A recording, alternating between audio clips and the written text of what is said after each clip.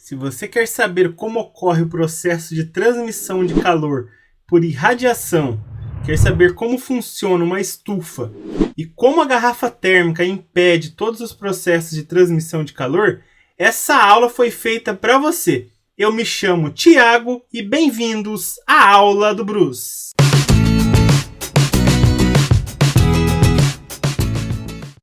Para falar sobre o processo de transmissão de calor por irradiação ou simplesmente radiação, vamos imaginar uma situação do cotidiano. Imagine que você acende uma fogueira, aí você aproxima suas mãos da fogueira. O que você percebe? Que a sua mão rapidamente começa a se aquecer. Porém, o ar não é um bom condutor e também não está tendo ali uma corrente de convecção para você aquecer a mão. Então, o que está acontecendo? Ondas eletromagnéticas estão sendo emitidas da fogueira para a sua mão, de tal maneira que o calor vai sendo transmitido por essas ondas. E o que eu quero dizer com ondas eletromagnéticas? É a luz, é o raio-x, infravermelho, ultravioleta, todas essas são ondas eletromagnéticas. Só que a principal delas, que mais vai transmitir calor aí por irradiação, é o infravermelho. Quanto mais aquecido um corpo está, mais ele vai emitir essa onda. As ondas eletromagnéticas se propagam no vácuo. E o que isso significa? Que o único processo de transmissão de calor que ocorre no vácuo é a irradiação. Por isso que o Sol consegue aquecer a Terra através dessas ondas, já que o Sol emite todo tipo de radiação eletromagnética. Então, definindo aqui para ficar mais fácil para vocês, a irradiação é o processo de propagação de energia na forma de ondas eletromagnéticas. Ao serem absorvidas, essas ondas se transformam em energia térmica. Agora, voltando aqui para o infravermelho, como cada corpo vai emitir o infravermelho de acordo com a sua temperatura, quanto mais aquecidos, mais ele vai estar emitindo essa radiação. Aqui tem algumas fotos, no caso de um rato, e essas fotos foram feitas por uma câmera de infravermelho. Então, onde está mais vermelho, está com uma temperatura maior. Onde está mais azul, tem a temperatura menor. Olha aqui uma cidade. Onde está mais vermelho, temperatura maior, mais azul, menor. Aqui tem um gato também. Olha só a região mais quente aqui do corpo dele. Agora, sobre as estufas. Como que funciona uma estufa? Vamos entender. Essa estufa vai receber a radiação vinda do Sol, certo? Em sua maioria aí, para nós vai ser útil o infravermelho. Essa radiação vai atravessar aqui o teto da estufa, certo? Vai ser transparente para essa radiação. Só que ela vai incidir principalmente aqui no solo, em outros materiais que estão aqui dentro. E aí esses materiais absorvem essa radiação e emitem novamente. Só que agora vai ter outras propriedades, certo? Só que aí quando essa radiação bate no teto, que ela sobe, ela não vai atravessar, ela vai ser refletida. Então ela volta e vai ficar circulando aqui dentro. De tal maneira que a temperatura dentro da estufa vai ser maior. Agora vamos falar um pouco sobre a garrafa térmica. A garrafa térmica, ela consegue impedir os 3 processos de transmissão de calor. Tanto a convecção, quanto a condução, quanto a irradiação. É lógico que não é 100%, mas ela diminui o máximo possível aí dessa transmissão. Aqui tem um modelo clássico de uma garrafa térmica. No caso, a gente tem uma tampa exterior e uma tampa inferior. Se ela estiver totalmente tampada, vai impedir o quê? Que ocorram as correntes de convecção. E também, se esse material for isolante, vai impedir a condução. Aí você tem um exterior de plástico ou metal. Você tem uma parede dupla de vidro espelhado. Pessoal, o vidro sendo espelhado, ele vai dificultar a passagem de ondas eletromagnéticas, porque vai ficar refletindo. Então vai ficar difícil do calor sair por irradiação e entrar por irradiação, já que a parede é espelhada dos dois lados. E entre essa parede dupla de vidro vai ter o vácuo.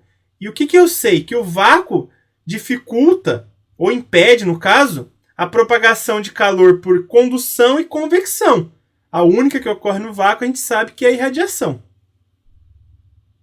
Certo? Então, acaba sendo aí uma boa maneira de você impedir os processos de propagação de calor através da garrafa térmica, impedindo aí os 3 de ocorrerem.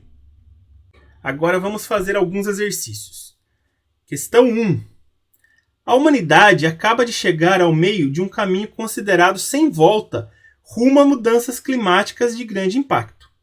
Um estudo divulgado pelo Serviço Britânico de Meteorologia mostrou que a temperatura média da Terra teve um aumento de 1,02 graus Celsius, no período correspondente ao início da Revolução Industrial até os dias atuais. É a primeira vez que se registra um aumento dessa magnitude e se rompe o patamar de 1 grau Celsius. Um flagrante desequilíbrio no planeta.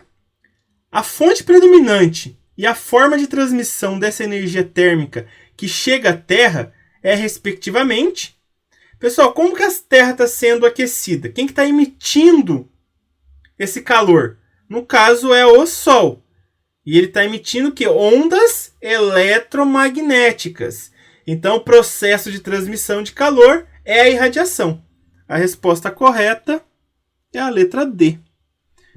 Certo? A fonte desse calor é o Sol e o processo é a irradiação. Questão 2. A figura adiante, que representa esquematicamente um corte transversal de uma garrafa térmica, mostra as principais características do objeto. Parede dupla de vidro, com vácuo entre as duas partes, superfícies interna e externas espelhadas, tampa de material isolante térmico e revestimento externo protetor.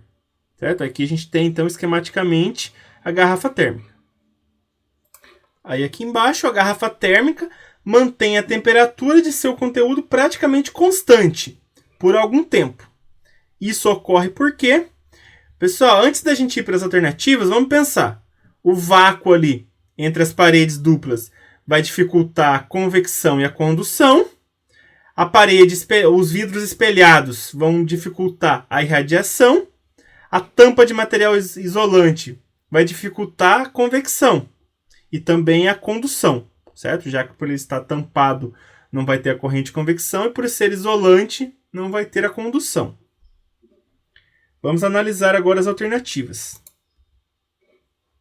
Olha só a letra A. As trocas de calor com o meio externo por radiação e condução são reduzidas devido ao vácuo? Pessoal, a radiação eu não reduzo pelo vácuo, né? Então tá errado. Letra B. As trocas de calor com o meio externo por condução e convecção são reduzidas devido às superfícies espelhadas? Não, né? As superfícies espelhadas vão reduzir a irradiação e não a condução e convecção. Nem precisa ler o resto da alternativa. Letra C. As trocas de calor com o meio externo por radiação e condução são reduzidos pelas superfícies espelhadas? É só a radiação, né? A condução não se reduz pela superfície espelhada. Letra D. As trocas de calor com o meio externo por condução e convecção são reduzidos devido ao vácuo entre as paredes? Perfeito. O vácuo vai dificultar aí a condução e a convecção. E as trocas de calor por radiação são reduzidas pelas superfícies espelhadas? Perfeito. Então a superfície sendo espelhada não vai nem entrar calor por radiação e nem sair por radiação. Então a alternativa correta é a letra D. Certinho, pessoal? Essa foi a aula de hoje. Se você gostou, deixa um joinha. E não se esqueça, toda semana tem novas videoaulas aqui no canal. Um grande abraço a todos e até a próxima!